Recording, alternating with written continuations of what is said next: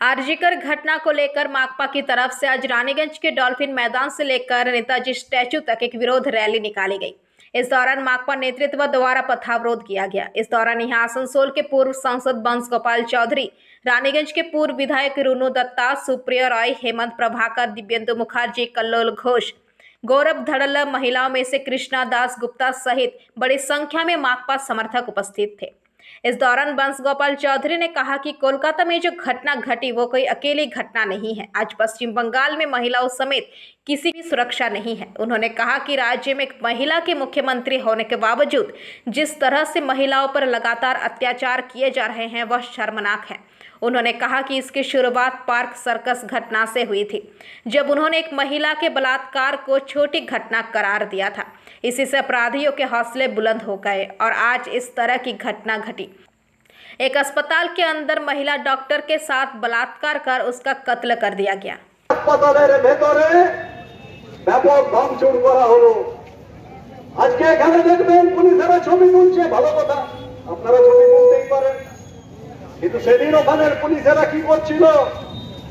সেদিনে ওখানে পুলিশেরা তারা ওখানে এই দুষ্কৃতীদের তৃণমূলের মদতপুষ্ট গুন্ডা বাহিনীকে আটকানোর কোনো চেষ্টা করেনি। তারা প্রায় ঘন্টা খানেক ধরে ভাঙচুর করে সমস্ত প্রমাণ, যেখানে অপরাধের ঘটনা ঘটেছে, যেখানে মেয়েটি ধর্ষিত অপরাধ পুলিশ কমিশনারকে পদত্যাগ নইলে পদচ্যুত করতে হবে।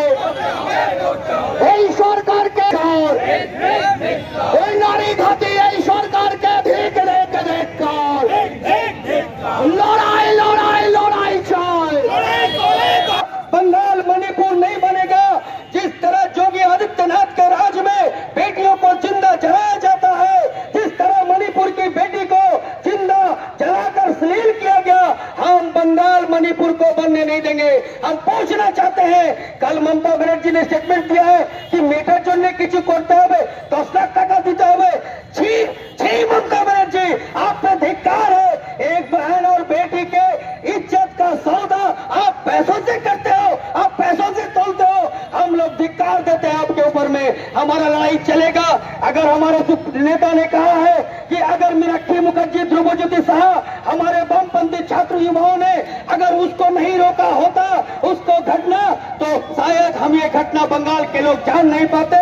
हाथरस की बेटी की तरह ममता बनर्जी की पुलिस भी उसको जिंदा जला दी होती।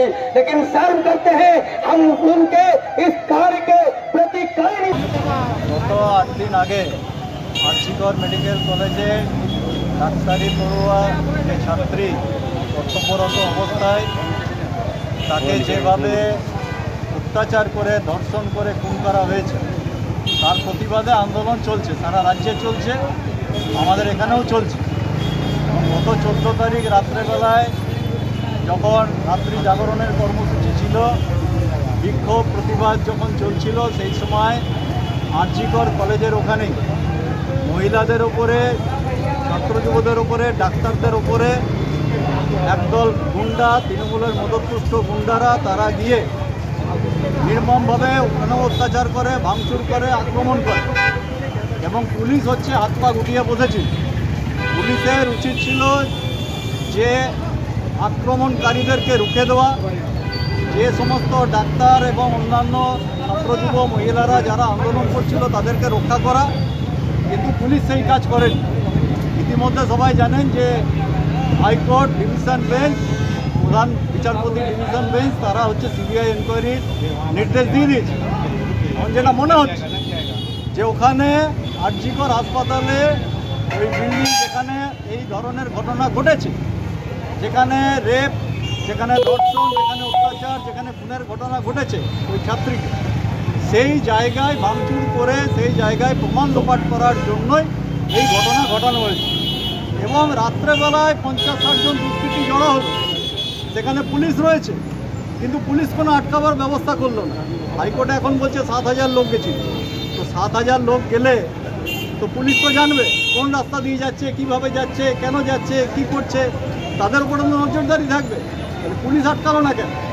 আমরা মনে করছি প্রথম থেকেই এই ধর্ষণ এবং খুনের ঘটনাকে ওই হাসপাতাল কর্তৃপক্ষ তথা রাজ্য প্রশাসন তারা বলতে চাইছে যে এটা আত্মহত্যার ঘটনা, মেয়েটি আত্মহত্যা করেছে, কিন্তু এটা আদৌ কোনো আত্মহত্যার ঘটনা ঘটেনি।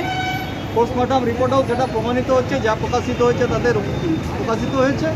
কিন্তু এখন গোটা ঘটনাটাকে ধামাচাপা দেওয়ার জন্য এবং কোনো বিশেষ প্রভাবশালী ব্যক্তিদেরকে আড়াল করার জন্য এই ঘটনাটা ঘটানো হয়েছে, যার জন্য আমরা গোটা রাজ্য জুড়ে আজ এবং আগামীকাল ধিক্কার এবং বিক্ষোভ কর্মসূচি গ্রহণ করেছি। সেই হিসাবে রানীগঞ্জে আজকে আমাদের এখানে হলো, সকালবেলাটা বিভিন্ন কলিয়ারি এলাকাতেও হয়েছে, সমস্ত এলাকাতেই আমাদের চলছে। আপনার নামের পরিচয়? সুপ্রিয় রায়, আমি ভারতের कम्युनिस्ट पार्टी मार्क्सवादी रानीगंज एरिया कमेटी। रानीगंज से सम्राट दास की रिपोर्ट, PVTV न्यूज़। नियमित अपडेट एवं दुनिया भर की ताज़ा खबरों के लिए हमारे फेसबुक पेज को फॉलो एवं यूट्यूब चैनल को सब्सक्राइब करें।